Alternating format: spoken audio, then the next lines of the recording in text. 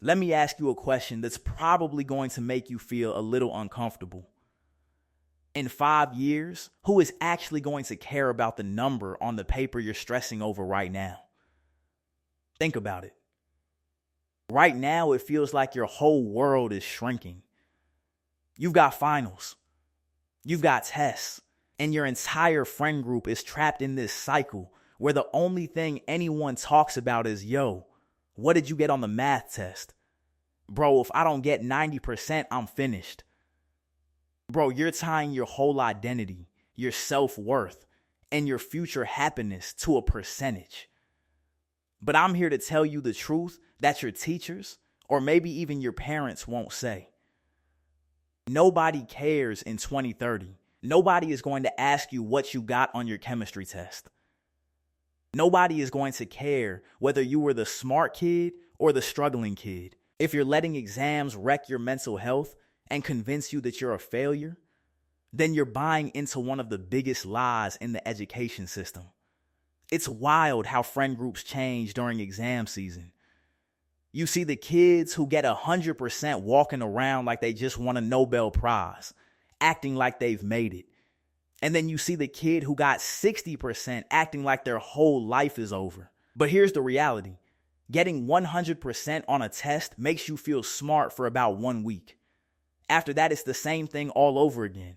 It doesn't actually change who you are. It doesn't make you a better person. And it definitely doesn't guarantee success in life.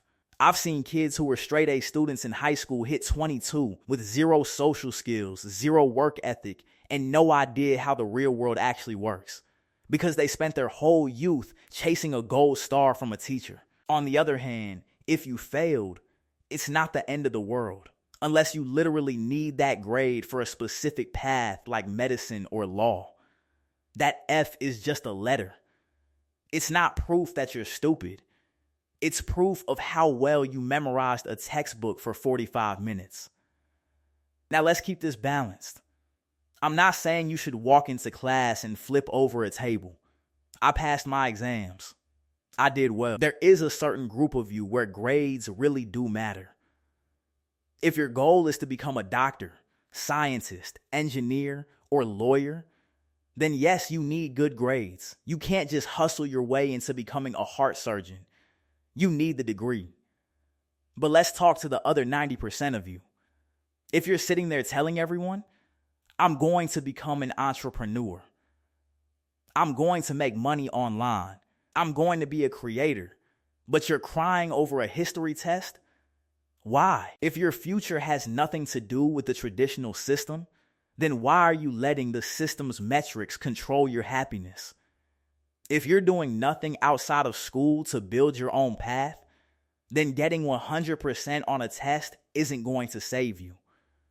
And if you are building your own path, then getting 40% on a test isn't going to stop you. Let's talk about the scariest person you're going to meet in 5 years. The guy who was the smartest kid in your grade and did absolutely nothing else.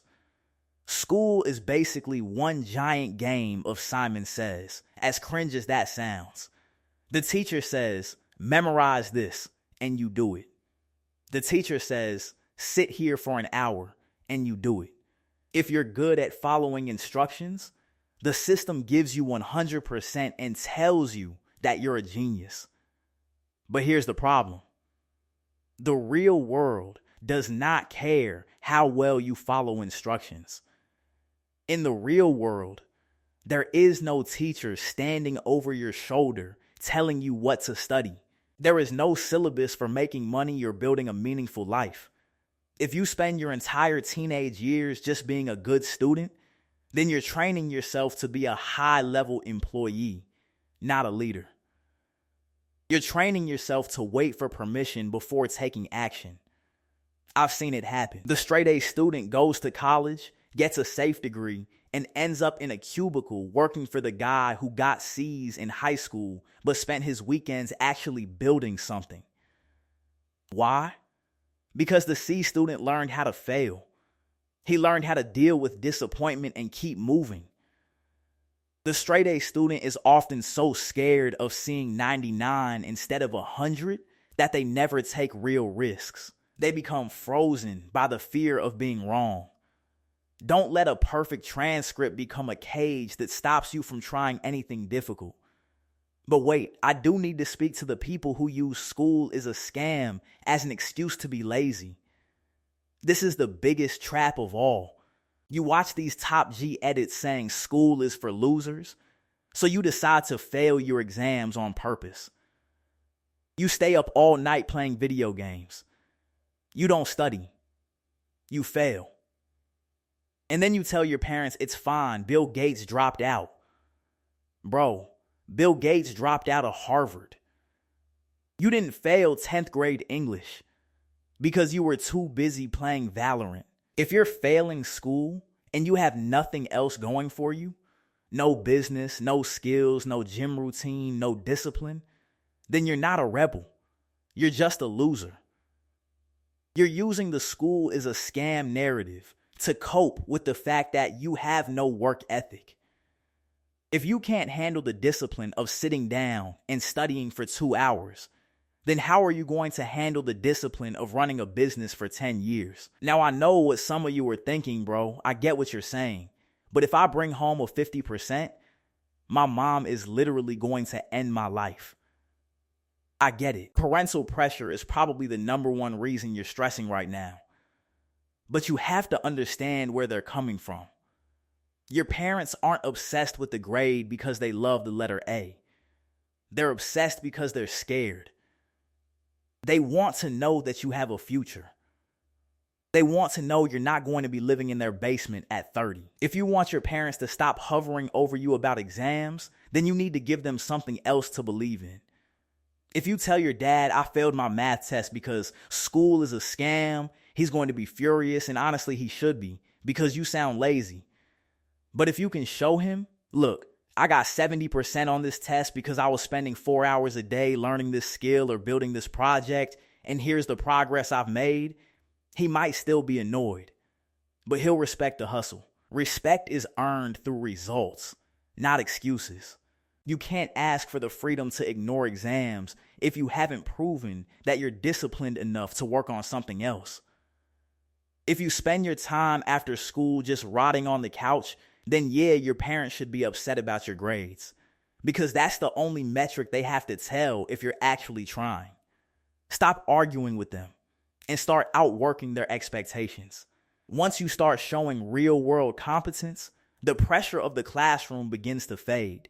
The main things you should take from school are discipline and social intelligence. School is basically a social laboratory. It's where you learn how to deal with people you don't like.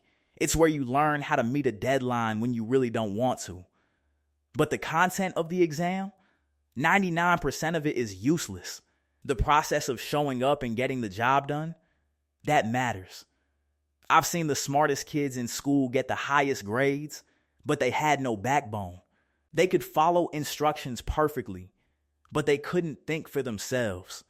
And in 5 years, the guy who got 70% but spent his free time learning how to communicate, build things, and stay disciplined is going to lap the guy who got 100% and stayed locked in his room.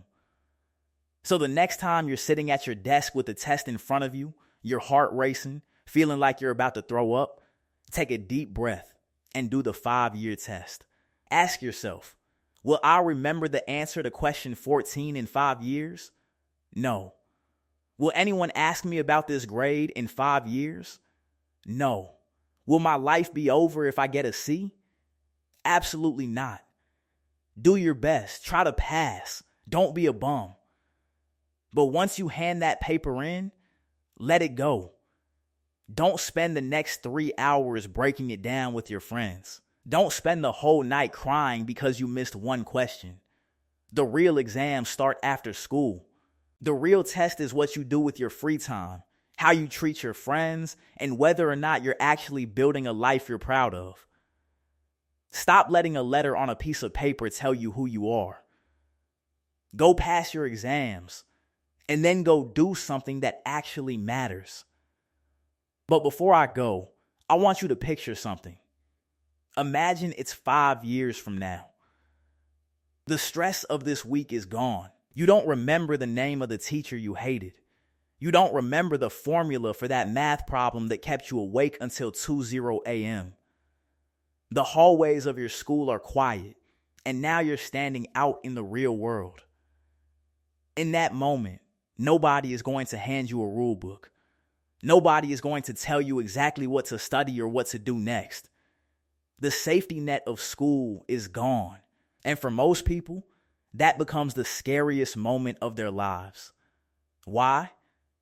Because they spent 15 years learning how to be a student, but they never learned how to be a human being. They spent their entire youth waiting for someone else to give them a grade so they could feel good enough. And when they enter the real world, where there are no grades, they freeze. They stop moving.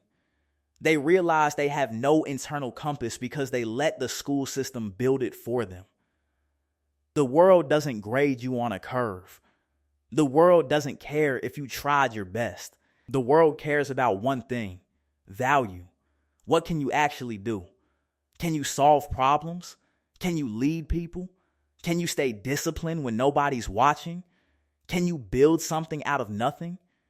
That is your real report card. And that report card is being written every single day, not just during finals week.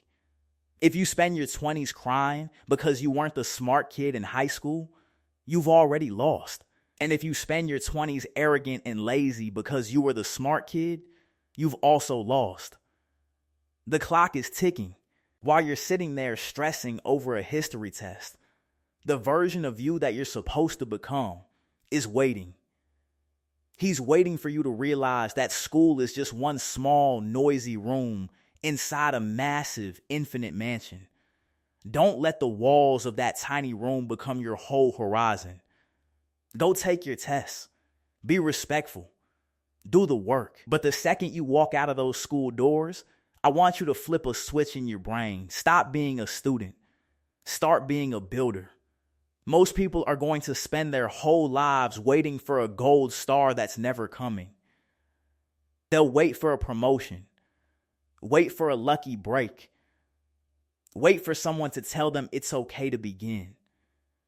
Don't be most people. The most important exam you'll ever take isn't on a desk in a classroom. It's in the choice you make tonight when you put your phone down. Are you going to go back to brain rot? Or are you going to start building the person you were actually meant to become? Success isn't something a teacher gives you. It's something you have to take from a world that doesn't want to hand it over. Hand in the paper. Walk out of the room. And then finally start your real life. I'll see you at the top.